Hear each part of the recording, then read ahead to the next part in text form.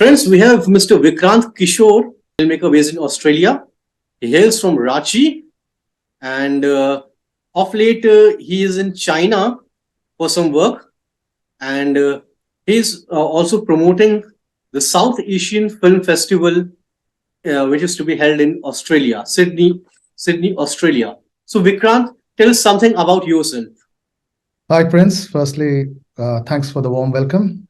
और मेरे बारे तो आपने ज़रा सा इंट्रोडक्शन दे दिया है। मैं एक फिल्म मेकर हूँ, लेकिन उससे पहले मैं एक एकेडमिक हूँ। मैं पढ़ाता हूँ। आजकल मैं 2-3 देशों के बीच में पढ़ा रहा हूँ। अभी मैं यहाँ शंघाई के पास में एक जगह है निंगबो, वहाँ पर बेस्ड हूँ। यूनिवर्सिटी ऑफ नॉटिंघम जो यूके का यूनिवर्सिटी है, के लिए ही अभी यहाँ पे एक फिल्म डिपार्टमेंट का सेटअप चल रहा है, उसी में अभी काम कर रहा हूँ। I am associate professor here for cinema film making, और एज अ प्रोफेशनल वर्क भी मेरा सिनेमा रहा है। और सिनेमा में generally I am more into documentary film making और कल्चरल फिल्म्स पे मेरा ज़्यादा जोर है, और खासकर issues of caste and race, ये सारे ज़रा सा मेरे क्लोज रहते हैं। हर समय उसके ऊपर डिस्कशन रहता है। जैसे अभी आपने बताया कि अभी आजकल मैं एक फिल्म फेस्टिवल के लिए काम कर रहा हूँ, जिसमें मैं फेस्टिवल डायरेक्टर हूँ और उस फिल्म फेस्टिवल के कमेटी का प्रेसिडेंट भी हूँ।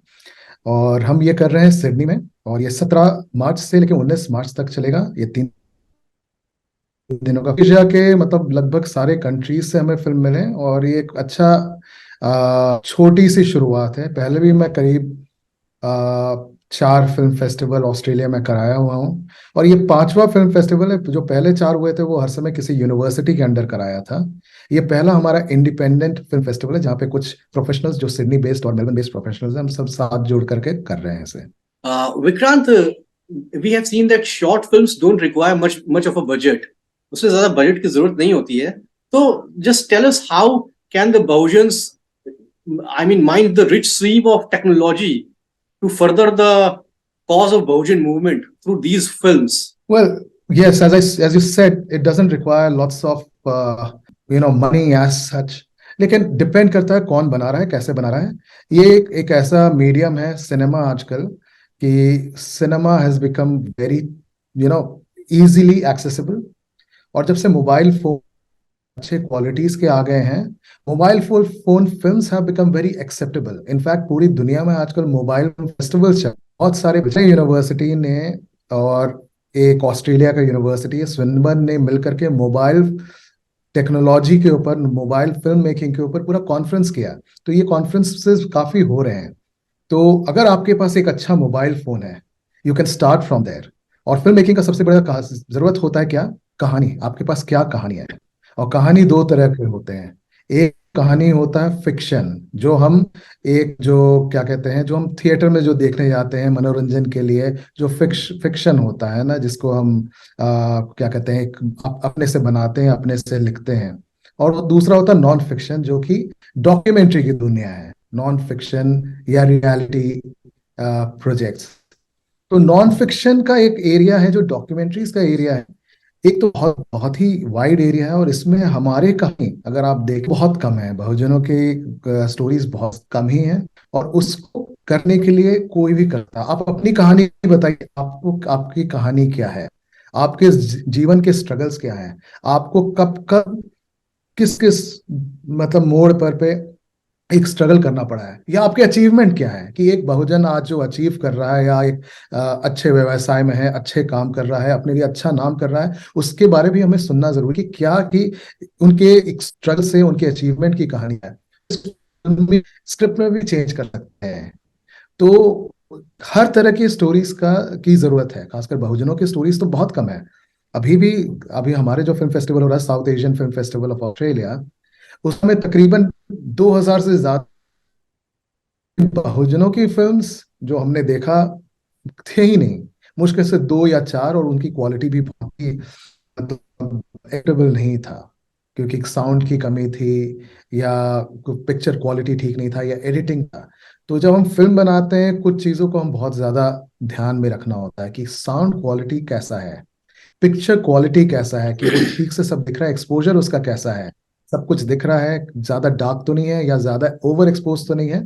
और साउंड क्वालिटी जैसे भी हम बात कर रहे हैं, अगर अभी हमारी साउंड क्वालिटी में कोई पीछे से कुछ बोलना शुरू कर दे या जरा सा कोई कार चलने लगे या ऐसे, तो it will break that sound quality का वो सारा कुछ प्रॉब्लम कर देगा वहाँ पर, यहाँ पर। तो साउंड क्वालिटी पे भी बहुत ध्यान देना होता है। और एडिटिंग एक ऐसा चीज़ है कि वो जरा सा प्रोफेशनल तरीके से एडिटिंग हो जाए किसी फिल्म की, तो वो हर समय अच्छा रहता है। और इन सब चीज़ों पे डेफिनेटली प्रिंस, आगे चल करके अगर कभी आप वर्कशॉप कराना चाहें शॉर्ट फिल्म मेकिंग के लिए हमारे कम्युनिटी के लोगों के लिए, और उनको ज़रा सा इस पे ट्रेनिंग देना हो, तो I will be more than happy कि मैं खुद वर्कशॉप करूं। और प्रतीक्षित ऐसा करेंगे कि नेक्स्ट टाइम हम अच्छी तरह से इसको प्लान करके एक वर्कशॉप, 2-4 वर्कशॉप कर जी, सकते हैं ऑर्गेनाइज। अब ऑनलाइन के जमाने में ऑनलाइन भी वर्कशॉप हो सकती है, जैसा कि हम लोग देख सकते हैं कि जो है जूम मीटिंग हो रही हैं, गूगल मीट, इसी जो है तरीके से हम लोग एक वर्कशॉप भी कर सकते हैं। खैर, मैं एक जो मेरा एक प्रश्न था उसके बारे में, जैसे कि जो है नई फिल्में, नए new technology, in the view of new technologies emerging, like that technology which is immersive technology, that avatar, in which there are avatar and all. What is that word called? I don't know. That new kind of technology where virtual changes, virtual things can be created. Now, what do you think that will? I mean, that can make the cinema more accessible. देखिए, Accessible. I cinema mean, affordable. Affordable तो नहीं है, ये cinema affordable नहीं है अभी। In fact मैं अभी यहाँ पर जो चाइना में जिस इंस्टीट्यूट में हूँ, वहां पर मैं यही काम कर रहा हूँ। अभी मैं एक वर्चुअल स्टूडियो यहाँ पे बनवा रहा हूँ, उसी पे ही अभी हम लगे हुए हैं। It's a very expensive medium, okay, virtual studio. लेकिन वर्चुअल स्टूडियो एक बार बन जाए तो बहुत आसान हो जाता है चीज़ों को फिल्म करना, जिसके लिए बहुत ज़्यादा क्या कहते हैं, हमें सीजीआई और हमें मोशन सारा काम करना होता था, वो हम वर्चुअल स्टूडियो में बहुत सारे बैकड्रॉप्स और सारे कैरेक्टर्स हम जनरेट कर लेते हैं विद इन एक एलईडी स्क्रीन के थ्रू। हम बहुत अच्छी तरह से उसको शूट कर सकते हैं ऑन कैमरा। तो वर्चुअल स्टूडियो का एक अलग कॉन्सेप्ट है। और जो अवतार और ये सब जो शूट होते हैं, वो सब तो बहुत ही महंगा सिनेमा है, वो बहुत सारे महंगे उनका पूरा खर्च है, तभी उनको नहीं, बनाने में भी अवतार 10-10 साल सिनेमा की बात लगता नहीं है। कर रहा हूँ। I mean there is something in virtual world where you can create your own avatar and Own all those avatar. Things. Okay, so there are, yeah, so I got confused with that. So you are talking about AI through AI, AI, yeah. artificial intelligence. Yeah, so you are Yeah. talking about artificial intelligence which can generate avatars for you and you can create. लेकिन Yeah. उससे आप पूरी film नहीं बना सकते। You can make micro films और micro stories जो कि आप क्या कहते हैं अपने इंस्टाग्राम में शेयर कर दें या फेसबुक में शेयर कर दें। इन अवतार से ज्यादा से ज्यादा मतलब you can tell all these kind of small things, या एक जरा से शॉर्ट्स बना लिया, उससे अभी उतना ज्यादा कुछ दिख नहीं रहा है। लेकिन हाँ, ऑनलाइन वर्ल्ड में अवतार जनरेटेड कैरेक्टर्स और वर्चुअल सेलिब्रिटीज अब बढ़ रहे हैं, खासकर चाइना, कोरिया, इन सब कंट्रीज में you will see there are virtual characters where people create virtual characters on video through these AI kind of softwares. And then उनकी एक, अब ऐसे वर्चुअल कैरेक्टर्स और वर्चुअल सेलिब्रिटीज के भी फॉलोइंग मिलियंस में है ना। I don't know, I haven't seen any one in India, मतलब मैंने देखा नहीं है, कर रहे होंगे जरूर, बिकॉज इंडिया में जो टेक्नोलॉजी है और जो quality of Indian technical people, it's outstanding. End of course पूरी दुनिया से आजकल इंडिया में लोग जा रहे हैं to get their films edited and उनके सारे ये पोस्ट प्रोडक्शन के लिए। तो बहुत ज्यादा पोस्ट प्रोडक्शन अच्छा अच्छा इंडिया में हो रहा है। सो आई एम श्योर वहाँ पे इतना ज्यादा काम हो रहा होगा। अभी I am not too much into the India कि इंडिया में क्या हो रहा है इस एरिया में, because I am just focused Australia और चाइना में। तो अभी इंडिया की तरफ ज्यादा नजर नहीं दिया है पिछले कुछ एक साल की बात है। Okay.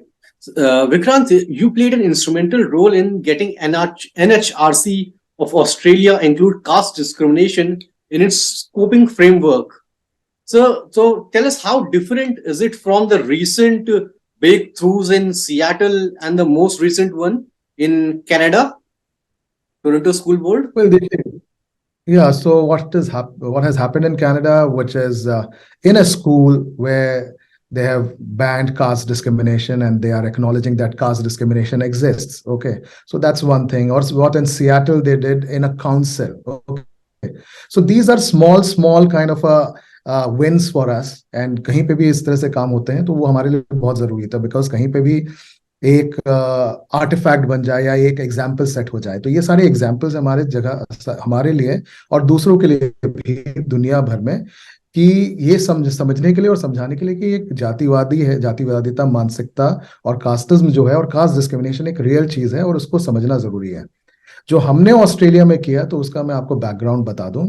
ऑस्ट्रेलिया में पॉलिसी डिसीजंस के लिए ऑस्ट्रेलियन ह्यूमन राइट्स कमीशन, खासकर ह्यूमन राइट्स पॉलिसीज में, it feeds to government and organisations. तो वो अपनी पॉलिसीज लेकर के आते हैं और उस पॉलिसीज में अलग अलग वो जैसे जैसे डेवलपमेंट होता है, नए नए चीजों का आता है और बहुत सारी चीजों को ध्यान में रख करके वो अपनी पॉलिसीज चेंज करते हैं। तो 1900 इन 2021 उन्होंने एक कॉल दिया कि they will broaden the ambit of Australian Human Rights Commission National anti racism Framework. Okay, तो कमीशन ने नेशनल एंटी रेसिज्म फ्रेमवर्क को ब्रॉडन करने के लिए पब्लिक सबमिशन मांगा था, कि जिसमें कोई भी पब्लिक के लोग उसमें अपने जो उनके उन्हें लगता है कि एंटी रेसिज्म फ्रेमवर्क के अंदर किसी चीजों को लाना चाहिए तो उसको उनको सबमिशन दें। तो बहुत सारे लोगों ने सबमिट किया, तो हम भी एक पूरा ग्रुप बना करके कुछ स्कॉलर्स और कुछ एक्टिविस्ट और कुछ we also got help from other scholars in USA and UK, वो लोग साथ आए और हमने एक छोटा सा रिपोर्ट बनाया और जो हमने सबमिट किया। और हमारे साथ दो चार और भी अलग अलग रिपोर्ट्स पेश किए गए हैं, लेकिन हमारे लिए अच्छा था कि हमारे रिपोर्ट को एएचआरसी ने न सिर्फ रखा बट हमें कोट भी किया। हमारे जो रिपोर्ट में उन्होंने हमारा कोटेशन भी डाला हुआ है कि कास्टिज्म क्या है। तो सबसे बड़ी बात थी कि ऑस्ट्रेलिया में क्या कहते हैं, ये सारा काम हुआ हमारा, और जो हमारे लोग थे सब जो काम करने वाले थे, जैसे हारून कासिम ने काम किया मेरे साथ, लेकिन जो सबसे बड़ा जिसका श्रेय मैं दूंगा Nisha Thapliyal, because we both were co authors of that. और जो सपोर्टिंग में थे, द ह्यूमनिज्म प्रोजेक्ट था, फिर क्या कहते हैं और भी थे, एक मुदित व्यास थे जो शुरू शुरू में हमारे साथ काम किया था, फिर हमारे साथ प्रोफेसर हरी बापू जी थे, और क्या कहते हैं यूके से मीना ढांडा, और यूएस से जो इक्वालिटी लैब की है Soundararajan Thenmozhi Soundararajan, she was there, जो कि अभी इनफैक्ट यूएस में जो काम हो रहा है उस उनके इक्वालिटी लैब काफी काम कर रही है इस पूरे फाइट के लिए कि कास्ट को रिकॉग्नाइज किया जाए बहुत जगह, और वो काफी काम भी कर रही है। उनको काफी सारे हेट भी शी हैज टू फेस, है ना। वी ऑल जो भी हम फ्रंट लाइन में होते हैं, अगर हम जातिवादिता के बारे में बात करें या जाति कास्ट डिस्क्रिमिनेशन के बारे में बात करें, तो हमें ऑनलाइन हेट्रेड से लेकर के पर्सनल थ्रेट से लेकर के कम्युनिटी से डिवार करने तक का ये सारे थ्रेट्स मिलते रहते हैं। So it's a very normal thing, है ना। तो ये ऐसा नहीं है कि ये कोई नया चीज हो रहा है, ऐसे कोई मतलब होता है कि बहुत बार सोचते हैं कि why should we put ourselves in the front line, लेकिन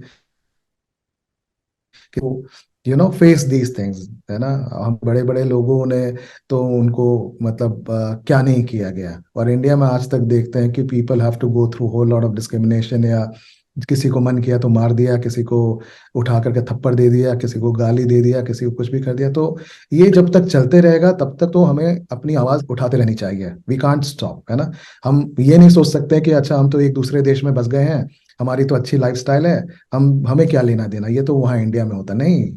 वो जो कल्चरल बैगेज उठ के इंडिया से आ रहा है, और जैसे जैसे ये डायस्पोरा बढ़ रही है चारों तरफ दुनिया में, वो जो एक गंदगी है जातिवादी मानसिकता का, वो और ज्यादा एकदम फैल रहा है, और वो बहुत ज्यादा लोग क्या कहते हैं इसमें, है ना। और इसका एक प्रॉब्लम है कि आप वेस्टर्न कंट्रीज में, खासकर आप कंट्रीज कॉकेशियन देशों में अगर जहाँ रहते हैं जहाँ वाइट्स ज्यादा हैं, वहां पर तो आप माइनॉरिटी के नाम से आप बेनिफिट उठाना चाहते हैं। आप कहते हैं कि हमको तो एंटी रेस, हमें तो हमारे साथ रेसिज्म होता, आप अपनी कलर के बारे तो फायदा उठा लेते हो। आप माइनॉरिटी बन करके आप सारे मलाई खाना चाहते हो। आप माइनॉरिटी राइट्स में, और माइनॉरिटी राइट्स में you also want affirmative action, और इंडिया की रिजर्वेशन को भी गाली देते हो, है ना।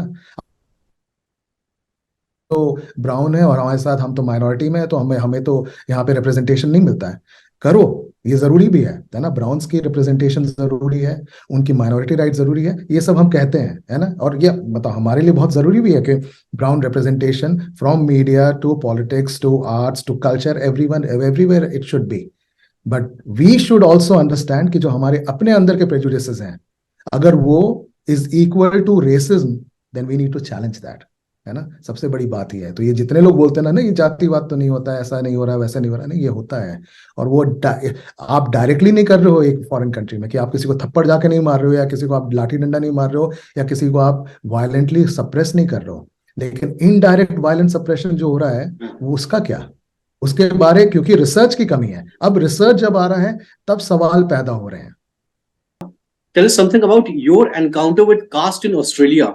देखिए, जो मेरी एनकाउंटर होती है, it's all very at a very different level, है ना, क्योंकि लोग हर समय देखते हैं कि कौन सा व्यक्ति है, क्या लेवल का है, और उसके साथ कैसे बात करना होता है, ठीक है ना। तो my encounter with caste is always about आपका लास्ट नेम क्या है, किशोर, किशोर हो, अच्छा क्या कास्ट है। तो ये सारे इनडायरेक्ट है ना, क्योंकि किशोर से तो समझ में नहीं आ रहा क्या जात है, तो आप मेरे तरह दिखते हो, है ना। तो है ना, यहाँ तक कि किसी ने मुझे कहा था, आप तो चलने में एकदम राजपूत लगते हो, आप राजपूत हो क्या।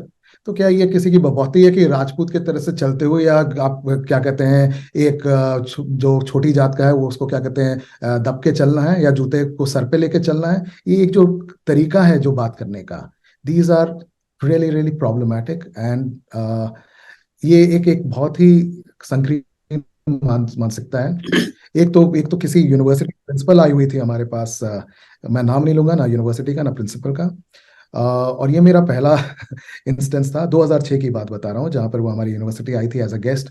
और वो उस समय मैं क्लास में पढ़ा रहा था, और एक मेरे जो ऑस्ट्रेलियन कलीग थे, वो उनको टूर में ले गए थे, वो बोले कि oh we have got an Indian staff with us, come and meet the Indian staff, है ना, क्योंकि वो भी इंडियन थी, इंडियन यूनिवर्सिटी से आई थी मिलने के लिए हमारे, and this is was I was working at Deakin university.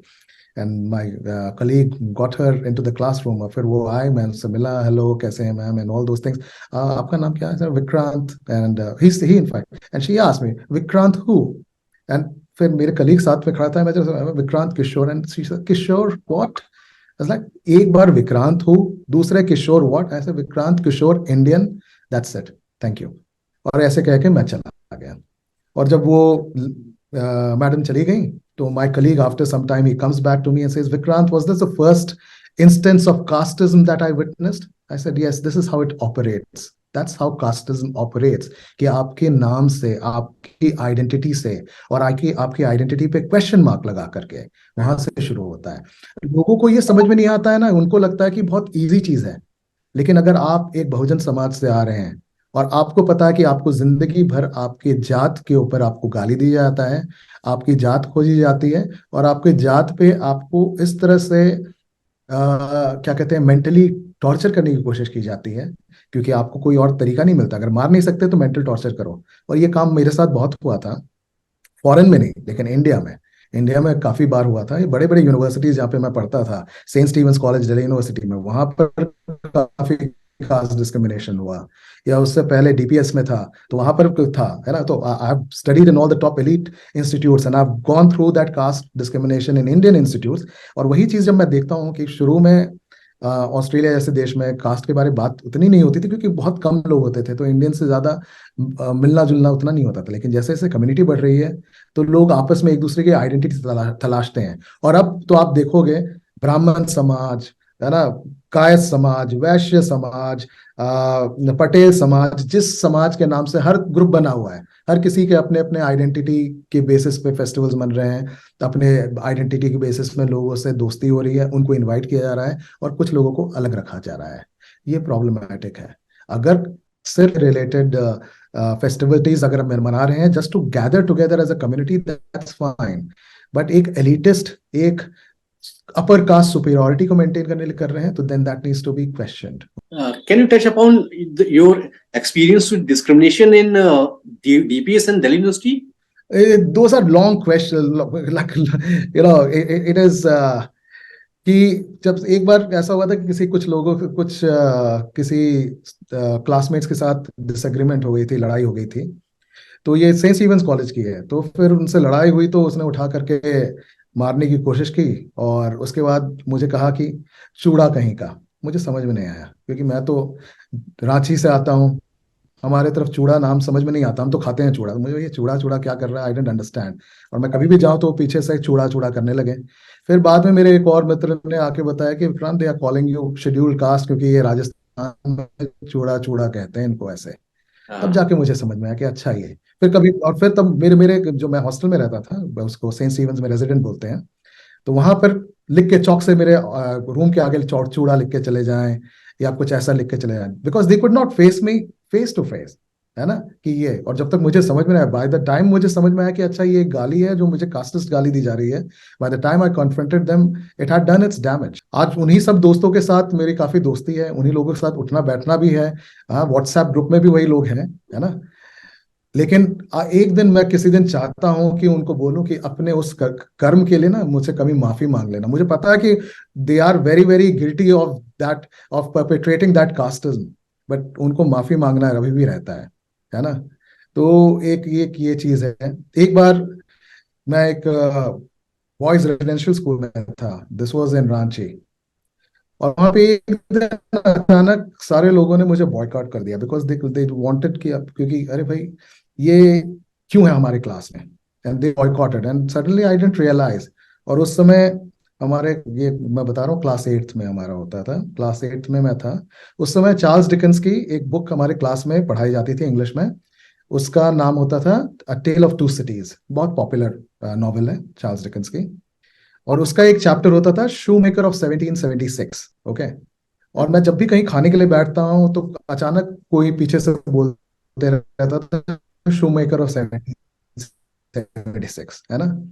तो हाँ। मुझे समझ में नहीं आता था, मुझे लगता था कि अच्छा ये चैप्टर पर डिस्कस दिन किसी, उन्हीं जो लोग ऐसा यूज करते थे शू मेकर, उन्हीं में किसी की लड़ाई हो गई। हाँ। फिर बाद में मुझे आके बोलता है कि विक्रांत, ये शू मेकर ऑफ 1776 जो बोल रहे हैं उस चैप्टर के बारे, actually it is an indirect thing, तुम्हें चमार बोल रहे हैं। तो हाँ। मुझे तो समझ में उस समय फिर आया, फिर देन आई कॉन्फ्रंटेड दोस गाइस। लेकिन those create, these kind of things create mental trauma for life long, है ना। ये 8वीं कक्षा में हो रहा था, है ना। And it creates a mental trauma. और ये फिर आप देखते हैं कि जो आपके जैसे अच्छे middle class, upper middle class के लोग हैं, वो कर रहे हैं, तो आप खाली ये कहते हैं कि नहीं नहीं जातिवाद तो, अरे भाई जरा सा क्या कहिए, ऐसा होता है, ऐसा नहीं है। बड़े बड़े लोगों को मैंने देखा है, और अच्छे खासे जो हमारे साथ आज भी हैं, जातिवादी हर जगह है ना। वो चाहे एक आईएएस ऑफिसर हो, एक मेरे मित्र हैं, उनके घर पे मुझे डिनर डिनर के लिए गया, और वहाँ पे घर में बैठा हुआ हूँ, आईएएस ऑफिसर, मेरे फादर भी एडमिनिस्ट्रेटिव सर्विस में थे, तो बात कर रहे थे, और फिर अचानक वो अपने किसी मित्र के बारे में, अच्छा वो भंगी, उसको किसी ने किसी आईएएस बना दिया। तो कास्ट स्लर्स जो यूज होते हैं इंडिया में, कि अगर कोई भी एक खासकर any one from schedule caste और शेड्यूल ट्राइब, उनकी अचीवमेंट मतलब reservation, and they don't deserve it, itself एक बहुत बड़ा डिस्क्रिमिनेशन है। जैसे भी आप उनको जिस तरह से आप उनको टारगेट करते हो, इन सबको अब लोग तो बात उठा रहे हैं सोशल मीडिया के कारण, अब हम काफी बात भी कर रहे हैं, अब लोग बात दूर तक भी पहुंच रही है। लेकिन जब जितनी बात जब पहुंचती है ना, लोगों को दर्द भी बहुत होता है कि आखिर ये क्यों बात कर रहे हैं। लेकिन करना पड़ेगा, अगर हम बात नहीं करेंगे तो फिर क्या होगा कि आप तो उसी में ही कायम रहेंगे। आपको चैलेंज करने वाला जब तक नहीं मिलेगा, तब तक तो आप उसको दबाते रहोगे, डराते रहोगे, उसको मारते रहोगे। या हाथरस वाला जो किस्सा हुआ जिसमें आपने पूरा कहानी ही खत्म कर दिया, तो क्या होता है, तो उससे आप किसी का, अभी लोग बात करेंगे। और जैसे जैसे आज वेस्ट में ये बात आ रही है, ये टाइमली आ रहा है, अब आ रहा है, क्योंकि लोग, और it's not just limited to our community, even communities from other other caste, है ना, जो कि बहुत ही ह्यूमनिस्ट माइंडेड हैं, या जिनको समझ में आता है कि एक बेसिक ह्यूमैनिटी क्या है, वो लोग भी जुड़ते हैं। तो ऐसा नहीं है, और खास बोलते हैं कि बहुजन समाज को सिर्फ बहुजन समाज वाले ही संभालेंगे, नहीं, ऐसा कुछ नहीं है। Humanity is a very common thread, वो किसी भी लोगों को कहीं से भी ला सकता है। हर तरह के लोग मिलते हैं, अच्छे लोग मिलते हैं। मुझे इतने अच्छे अच्छे ऑस्ट्रेलियंस मिले हैं जो कि मुझे बहुत अच्छी तरह से समझ जाते हैं, और मेरे issues of caste and all, they could give me a very good hearing और गाइडेंस, है ना। और इसी तरह से हमारे जो ग्रुप में भी लोग हैं, from Muslims to Brahmins and different community and different caste, they all have come together. तो I don't blame anyone, but ये जो मानसिकता है, एक जातिवादिता मानसिकता है, वो जिनमें भी है, उनको चैलेंज करना जरूरी है। ठीक है. At last, Vikrant, what advice will you give to the people, particularly the Bahujans who want to come to Australia for studies or for work? What advice would I give? Yeah. Well, if you want to come for studies or for work, Australia is a very good place. जरा सा challenging रहता है कि planning करना होता है आपको कहीं पे भी जाने के लिए, किसी भी फॉरेन कंट्री में जाने के लिए। अगर आप स्टडीज के लिए जा रहे हैं तो find the right kind of courses, right kind of universities और right kind of colleges that you want to go. उसके लिए जरा सा मेहनत भी करनी होती है, सही लोगों से बात करना चाहिए। और दूसरा कि टारगेट कीजिए कहाँ पे स्कॉलरशिप्स और स्पॉन्सरशिप्स अवेलेबल हैं, क्योंकि ऑस्ट्रेलिया अवेलेबल है। और हमारे जो बहुजन लोग हैं उनमें बहुत लोगों के पास जो ज्यादा सामर्थ्य नहीं होता है, उन लोगों के लिए भी अपॉर्चुनिटीज हो सकते हैं ऐसे स्कॉलरशिप्स को अगर टारगेट करें। ये मैं ऑस्ट्रेलियन गवर्नमेंट की स्कॉलरशिप्स की बात कर रहा हूँ, या कुछ यूनिवर्सिटीज के अपने स्कॉलरशिप होते हैं। अगर आपकी बहुत अच्छी क्या कहते हैं एकेडमिक रिकॉर्ड है तो then you should definitely try, है ना, क्योंकि मौका बहुत है। और फिर अगर जो काम करना आना चाहते हैं तो ऑस्ट्रेलिया बहुत ही ट्रांसपेरेंट कंट्री है, जहां पर हमें क्या कहते हैं, आपको हर साल एक लिस्ट निकलता है जिसको कहते हैं स्किल्ड ऑक्यूपेशन लिस्ट। तो हर साल जो ऑस्ट्रेलिया में जो जो एरिया में कमी है इन टर्म्स, किस प्रोफेशन में इंजीनियर की कमी है या मीडिया पर्सन, वो पूरा लिस्ट निकालते हैं 200 या 300 अलग अलग व्यवसाय के या जॉब्स के। अब उस लिस्ट में आप देखिए कि आपका काम उस लिस्ट में फिट करता है कि नहीं। अगर फिट करता है तो then there is an opportunity for you to apply for permanent residency. और काफी सारे अच्छे क्या कहते हैं ये इमिग्रेशन एजेंट्स हैं, इमिग्रेशन कंसल्टेंट्स हैं, उनसे भी बात कीजिए। और जब एकेडमिक्स की बात हो तो मेरे जैसे एकेडमिक्स से भी बात करो। क्या कहते हैं, I am more than happy to provide my consultancy to anyone. और ये मैं हर समय I am open to give consultancy, और ये मैं खुद के इंटरेस्ट के लिए भी करता हूँ कि किसी को भी आना है तो उनका रास्ता आसान करने के लिए जो भी हमसे हो सके करना चाहिए। खासकर जो लोग ऑस्ट्रेलिया या अमेरिका वहाँ पे बसे हुए हैं और उनको पता है कि क्या मुसीबत आता है। जब मैं ऑस्ट्रेलिया गया था तो मुझे कुछ पता ही नहीं था, लेकिन फिर भी काम हुआ। लेकिन अगर हम किसी को हेल्प कर सकते हैं और उनकी कंसल्टेंसी के पैसा भी बचा सकते हैं तो क्यों नहीं। Vikrant, it was nice having you on the MOOC Nayak, and thanks for giving us the time for the interview. Thank you very much, Vikrant, and good luck for the South Asian Film Festival. Yeah, thanks so much, Parikshit. And congratulations to you all for that New York Times coverage. Jai Bhim.